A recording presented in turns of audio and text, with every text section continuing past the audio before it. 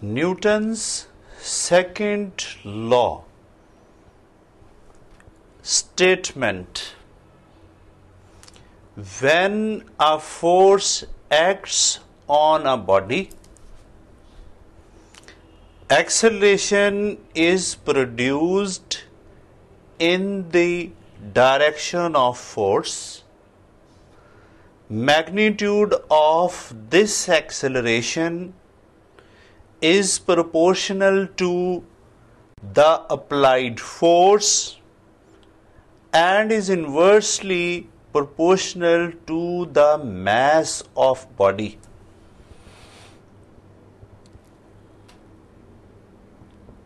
Again listen, when a force acts on a body, acceleration is produced in the direction of force. Magnitude of this acceleration is proportional to the applied force and is inversely proportional to mass of the body. Three things are important. Number one, force can produce acceleration in its own direction. We can explain this statement into three parts in the next slide. Suppose we have this body, its mass is m. When we apply force, acceleration will produce. Direction of this acceleration and direction of this force is same. This is first part. When a force acts on a body, acceleration is produced in the direction of force. यहां तक हो गया कि जब भी force लगेगी उसी direction में एक्सेलरेशन प्रोड्यूस होगा. And its second part is magnitude of this acceleration is proportional to the applied force. इसको हमने समझना है. Mass उतना ही रखेंगे. When you apply force, suppose force is doubled, acceleration will also be doubled.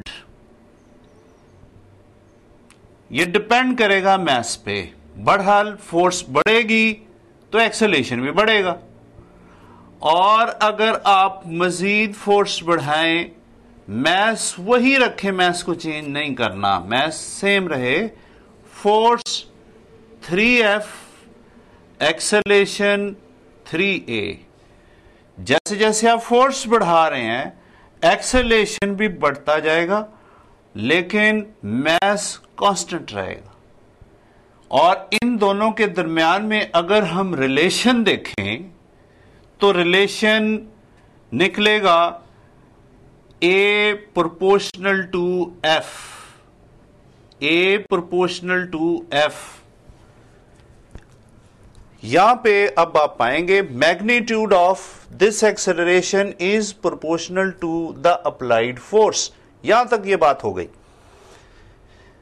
And is inversely proportional to the mass of body. और इसका third part हम discuss कर रहे हैं. जब आप मास को डबल करोगे, 2m कर दोगे, अब फोर्स को आप डबल नहीं करोगे, F ही रखोगे, acceleration A will be halved. Mass बढ़ जाएगा, एक्सेलरेशन कम हो जाएगा. किस रेशियो से कम होगा, ये मैथमेटिकल इक्वेशन है, हम सपोज कर रहे हैं कि कम हो गया. मास को अगर आप और बढ़ा दोगे, 3 टाइम्स कर दोगे, फोर्स आपने उतनी ही रखनी है, एक्सेलरेशन विल मोर डिक्रीज. आप चेक कर सकते हैं कि F फोर्स ने एक्सेलरेशन नहीं प्रोड्यूस किया और मास उस वक्त m था. यहां पे force again F, mass is 2m, acceleration is a/2, मास बड़ा, एक्सेलरेशन कम, फोर्स फिर दोबारा वही, मास उसका 3m, एक्सेलरेशन और कम।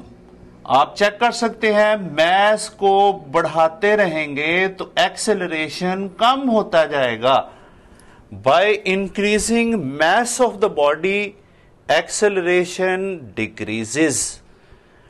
हम इसको मैथमेटिकली यूं लिखते हैं, acceleration A inversely proportional to mass of the body. हमारे पास ये टू रिलेशंस हैं, ए proportional to F and A inversely proportional to M। इन दोनों को अगर हम यहां पे कंबाइन करें तो हमें क्या मिलेगा? इन दोनों को अगर हम यहां पे कंबाइन करते हैं, you will get A proportional to F over M। ये इन दोनों का रिजल्ट है। इधर A equal to constant K F over M। ये constant K its value equal to 1।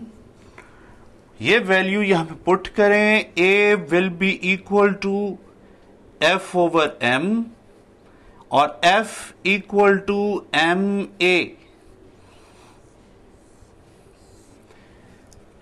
इसको आप Newton's second law of motion की मैथमेटिकल फॉर्म कहेंगे। This is the mathematical form of Newton's second law of motion. F equal to MA। F force, M mass of the body, A acceleration, that's all।